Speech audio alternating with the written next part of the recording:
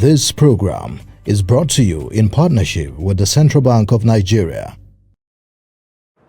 Hello and you're welcome to Business Highlights on Trust TV. On the show, we take an analytical look at weekly developments in the business and economic world. My name is Chamun Dabeng and I'll be your host. Today, we'll be taking a hard look at the 2023 budget right after the break. Now, as part of efforts to support Africa's goal of strengthening... Now, looking at the activity chart, as you can see right here, a total volume of 130... Created a Boko Haram crisis that at that time was restricted to Yobe. How secure are they? You can see security men with blood. This is the road leading up to the... Or really, if you look at England's squad, you are looking at EPL, you are looking at their names. You are not looking at...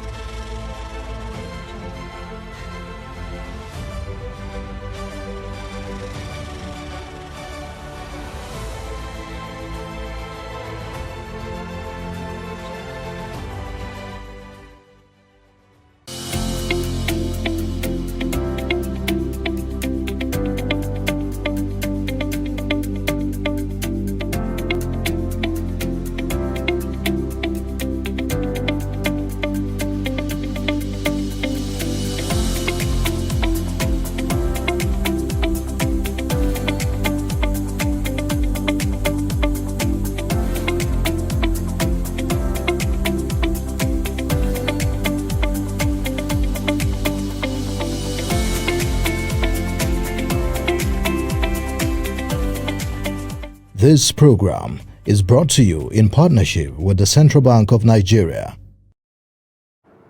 Now, President Muhammadu Buhari signed the 2023 appropriation bill into law on the 3rd of January. During the signing, the president noted that the amended fiscal framework for 2023 as approved by the National Assembly shows additional revenues of 765.79 billion naira and an unfunded deficit of 553.46 billion naira. Now, following the signing, the Minister of Finance, Budget and National Planning, Zainab Ahmed, gave the breakdown of the 2023 budget. Now, let's take a look. The public presentation, which took place at the ministry's headquarters in Abuja, is aimed at giving the public an insight into the nation's proposed spendings for the year and also allow for comments and questions from the public. According to the finance minister, the 2023 budget was prepared on the backdrop of global and domestic challenges. During the presentation, the minister revealed that the federal government has spent about 5.24 trillion naira on debt servicing alone between January and November 2022. The deficit to GDP ratio is 5.03%, which is higher than the 3% as stipulated by the Fiscal Responsibility Act. And we're working with the National Assembly to determine what we need to do, whether or not we need to amend that provision of the Fiscal Responsibility Act, because several countries have actually done that.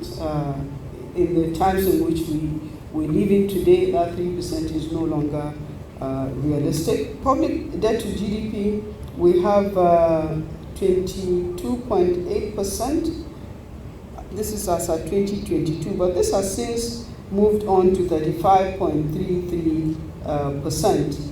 Once we, this is as of September, once we adjust to the Ways and Means that has already been approved to be securitized. So once we bring it in, this will take us to 35.33%. Nigeria's tussle with subsidy removal was once again brought to the forefront. The Buhari-led administration had planned to remove fuel subsidy by June of 2022, but the plan was shelved following outcry by Nigerians. The projected fiscal outcomes in the 2023 budget is based on petroleum subsidy reform ratio, and that is to say in the 2023 framework, we had assumed and the National Assembly had approved that the petroleum subsidy would remain up to the middle of 2023 based on the 18 months extension announced early in 2022. In this regard, only 3.36 trillion has been provided for PMS subsidy in the 2023 budget. Ahmed, who spoke on the implementation of the 2022 budget, which the National Assembly has extended to March 31st, 2023, stated that the retained income of the federal government was recorded at 6.5 trillion naira, or 87% of the prorated objective of 7.48 trillion naira. Now, the breakdown of the 21.8 trillion naira budget shows that the defense has a larger share in the budget, taking 13.4% of the budget. Now, the budget also has an 11.24 trillion naira deficit, which, according to the Minister of Finance, will be mostly funded through borrowings. Now, this development has left many worried, as the incoming government may be looking at a welcome gift of a 77 trillion naira debt. Now, joining me in the studio today to have this discussion is political and policy analyst Chibuzo Okirike. And also joining us is political and economic analyst Joseph Ako. You're both welcome to the show. Now, what do you make of this 2023 budget? Is there a reason for us to be worried? Because it has seemed to cause a bit of a stir amongst many analysts and experts out there. Well, I think that any Nigerian now should be very worried because we seem to be going deeper and deeper into the deficit corridor. And what is even more worrisome is the comfort with which the managers of our economy drive us deeper, into debt and deficits. And somebody, for instance, the issue of subsidy removal. Before the 2023 budget will even take, good effect, the subsidy, it will reach up to that particular June you are talking about.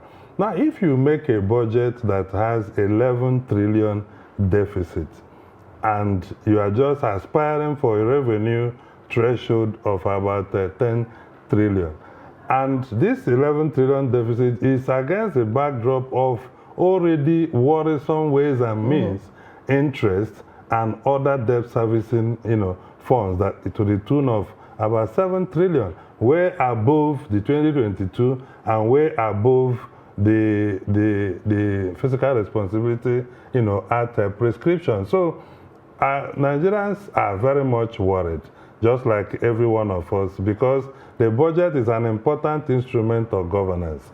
Everybody looks up to the budget for the direction of government policies and development, strategies. And when this 2023 budget seemed to, rather than consolidate in terms of fiscal responsibility, what it has done, is to promote probably fiscal rascality, if you look at it in the true sense, because a huge chunk of it is made to just manage existing debt and to borrow even more, way above. And the minister, for instance, talked about whether we should amend the Fiscal Responsibility Act to accommodate higher threshold from 3% or more. I don't think anybody should do that in a country like Nigeria, where we are having huge physical indiscipline and challenges. I think that we should leave what the Fiscal Responsibility Act has provided as, a measure that can even bring about control in the way we carry out both fiscal and monetary, policies. So trying to push it forward because of circumstances of now simply means we are not working hard to return back to fiscal discipline. And that is a challenge for me. All right, Joseph, let's hear from you. What do you make of this? Does it seem more to be like a transitional budget? What do you think? I think Nigerians should be worried, and the next government should even be more worried, because this is like a Greek gift. And let's put the budget in proper context. Now, there is an overarching document that is supposed to give guidance to the serious of the Nigerian economy. That's in this particular government, that's the National Development Plan. If you look at previous budgets and even the current budget, we're already moving away or deviating from that, the indices or the parameters in that National Development Plan. Then if you also look at, in this particular budget, there are like 3 cancer points. The first one is the issue of subsidy. I remember the previous administration in 2012, there was that willingness in the previous government to remove subsidy. And I remember the government set up a town hall engagement to really get Nigerians to see reasons for removal of fuel subsidy.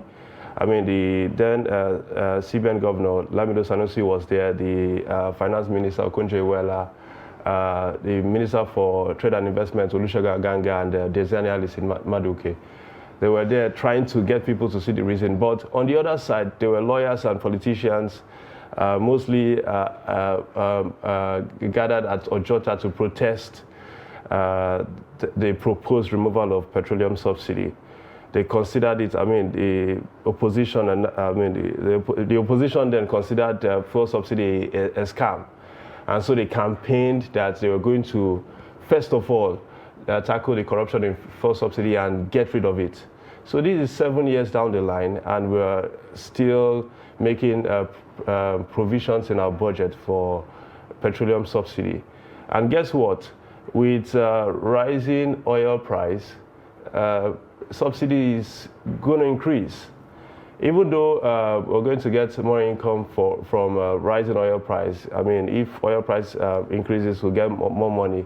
But whatever we gain in the corners, we lose at the bend. If we gain much money from oil sales receipts, we're going to lose a lot more through fuel subsidy. The second cancer point is the issue of debt servicing. You know, currently the calculation is our debt servicing to revenue is 80%. So for every 100 naira the government intends to make, because this is just intention. I mean, the last revenue projection, I mean, the government did not meet it. So this is just a projection. So for every 100 naira, the government is going to be spending 80 naira, or about 81 naira on debt servicing. And debt servicing is, this is again, on the backdrop of the fact that IMF has announced that a third of the world economy will be going into recession this year. So that macroeconomic reality is going to drive up, possibly drive up our debt. I mean, we saw what the 2008 recession cost the Greek economy. I mean, they filed for bankruptcy. We're seeing what is happening in Ghana. So the third point, and finally, is the amount of money we're spending on recurrent. Now, somehow, the government has still maintained, I mean, look at the National Assembly proposing over 140 new departments and agencies. So the government is not concerned about the fact that there's a revenue shortfall. We need to be very, very tactical, and we need to prioritize our spending. The National Assembly also increased their budgets and their severance package. Even though recurrent has gone up, the civil servants are still awaiting news about improved minimum wage. So there is that increase recurrent, but it's just to maintain and service the political elite. So the government had a lot of time to really tackle the issue of subsidy, the issue of debt, and the issue of rising recurrent. But the government decided, I mean, for political purposes, to kick the can down the road. All right, so let's take a look at the 2023 fiscal framework projections that we have out there. And oil price benchmark was set at $75 per barrel. Oil production is at 1.69 million barrels per day. Exchange rate is set at 435 naira 57 kobo against the dollar, and inflation is at 17.16%, pardon me, and non-oil GDP is at 214.049 billion, and oil GDP is set at 11.457 billion also. Just taking a look at those particular ones, what do you make of these figures? Do you feel like they're too ambitious? Are these things really achievable for us come 2023? Well, unfortunately, most of our assumptions have never been realized. And that is because, you see, the MTEF usually passes sometimes 3 days just before the budget presentation. And I think an important point to make is that in driving a budget, it's supposed to be a national policy and not some kind of bureaucratic policy. Our budget does not take the shape and form of what budget ought to be. Budget ought to be a full cycle activity. That is why you see this kind of rush and accusation of late passage and what have you. Now, if you look at the oil benchmark projection, you will discover that currently oil is even selling above that. And each time we make calculation about our revenue streams, you discover that excess crude oil funding is not usually captured.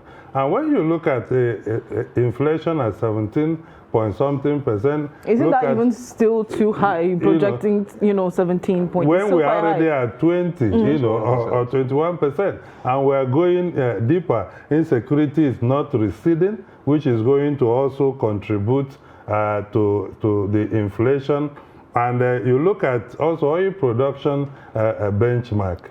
By now, the issue of oil production, we should have taken it back to 2.1, 2.2, as we had in the past. What is limiting us, and we are not able to, so that at a point we even drop beyond the OPEC, benchmark. Then what is even interesting is that non-oil sector, which is interesting to me, and I'm hoping to see how this plays out. The non-oil contribution seems to be projected to be higher, and the minister also read that in his in her report, rather, that now non-oil is 70%, and oil will be contributing 30%. Now, that dramatic turnaround, is it just cosmetic? Because if oil is bringing 30%, now what is responsible? Where is the 90 that oil used to contribute? Because you and I mathematically knows that from 2.1 barrel or at 105 cents, price oil says, is not equivalent to 30, 40 that we are now putting for. So we need to really get the mathematics right about what the actual contribution of oil should be. And again, for how long are we going to continue to export crude oil and buy it back, which is contributing to the subsidy we are talking about? That's a very good question. Airports that, the refineries that have been built, by even a government that didn't have as much fund, as much capacity than the ones we have now. All right, sorry to cut you off there, but we do need to go on a short break, and when we get back, we're going to be hearing from Joseph Agoh and let him, give out his own point of view on these figures. So don't go anywhere. We'll be right back.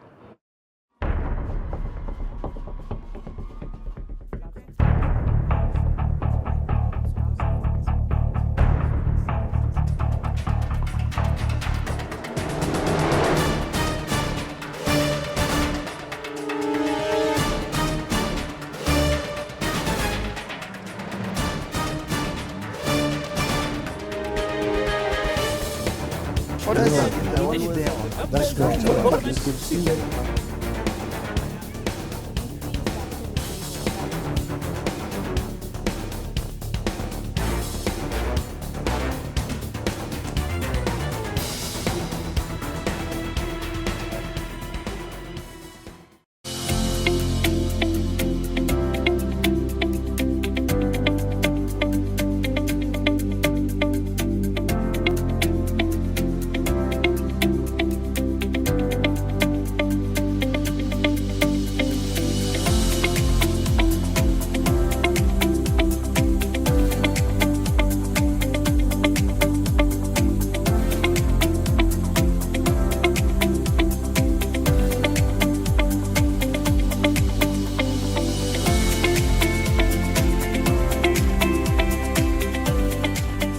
This program is brought to you in partnership with the Central Bank of Nigeria.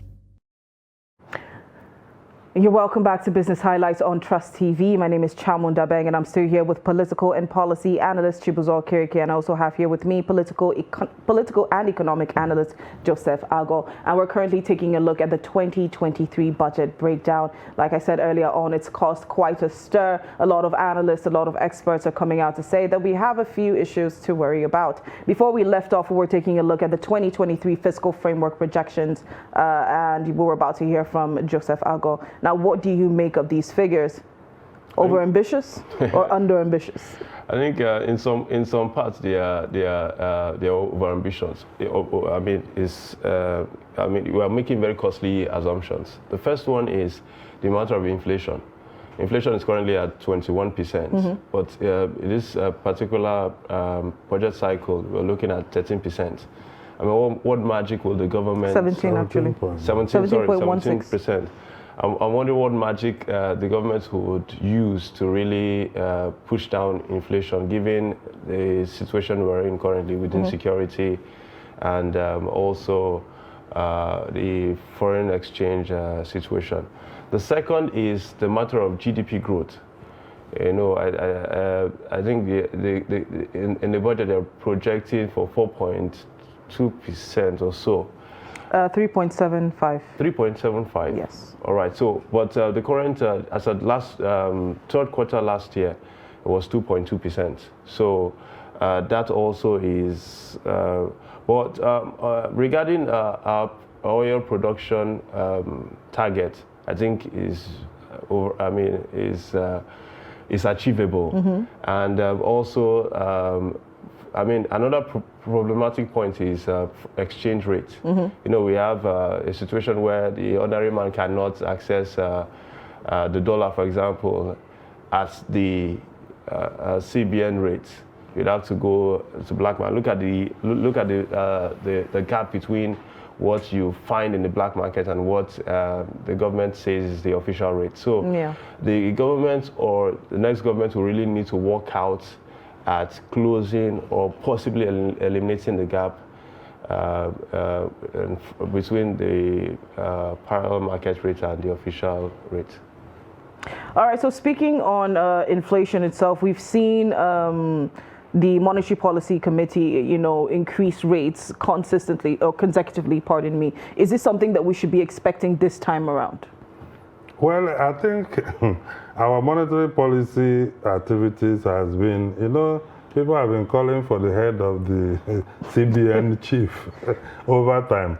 And when you listen to the Minister of Finance talk about the magnitude of ways and means, and listen to the President appeal on the 3rd of January when he signed the budget, asking the National Assembly not to probe the composition of the funding through ways and means, because as we all know, is the last resort by which the CBN intervenes and keeps the government at float.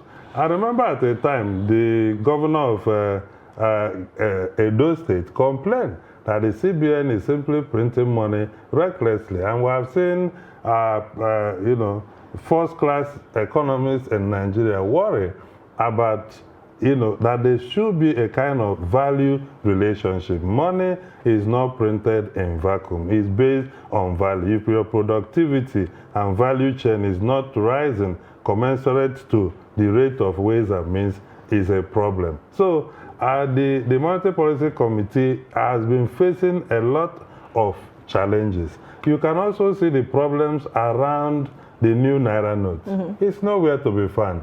The policies of the CBN has been troubled. The DSS is after the CBN, you know, governor, and a lot of others. So I think that we have a problem with our monetary policy activities, and a lot of it connected with the seeming disappear of the original nature and independence of the CBN under the current boss, who made attempt to become, you know, the politics is a murky water environment. Once you show interest there, even how you were given birth to by your mother and where will be told to you. So I think that we need to restore confidence in the CBN. Today, INEC is saying they are not even going to put anything there. So these are confidence and integrity question marks, which can also affect, because one thing about policy is the believability of that policy, is the inclusion, is the trust level that people have on that policy to respond, you know, to it. If you look at the issue of mopping up fund, that the CBN complained that a lot of money in circulation are out of their control, out of the banking system.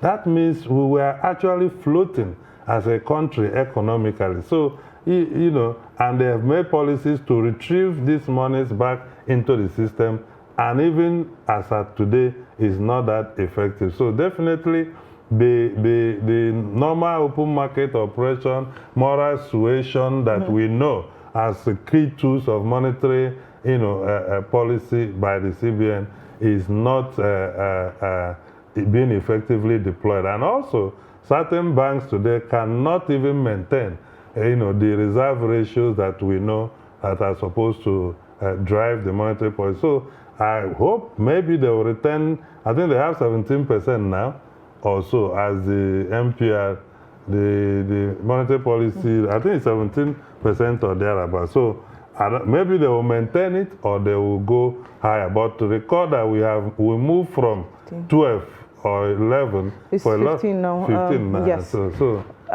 So we don't have a lot of time. So before we go, we'll just hear from Joseph Agoh. What do you think about all of this in the budget itself? Does it really represent the economic challenges that we face? If you can keep that within 1 minute. Yeah, I think the budget is playing the ostrich in regards to our peculiar economic challenges. We have rising unemployment.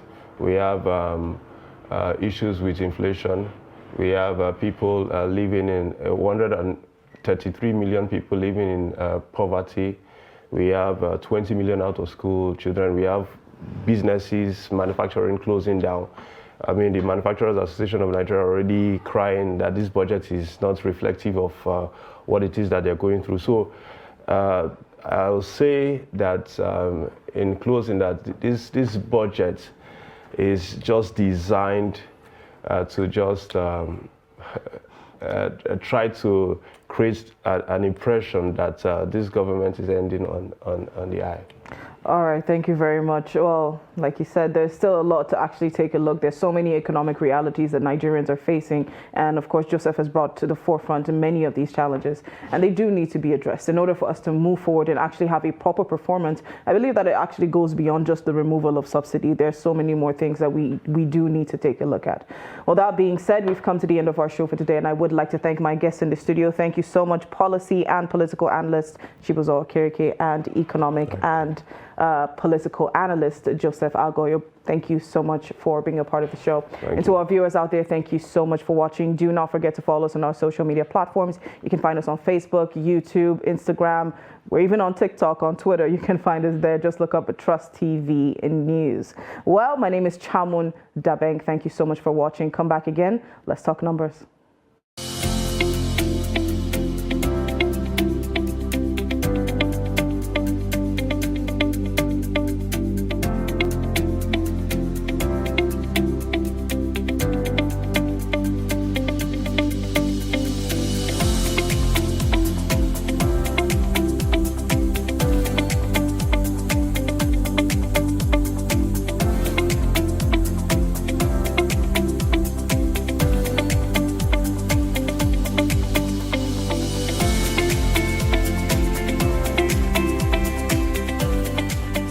This program is brought to you in partnership with the Central Bank of Nigeria.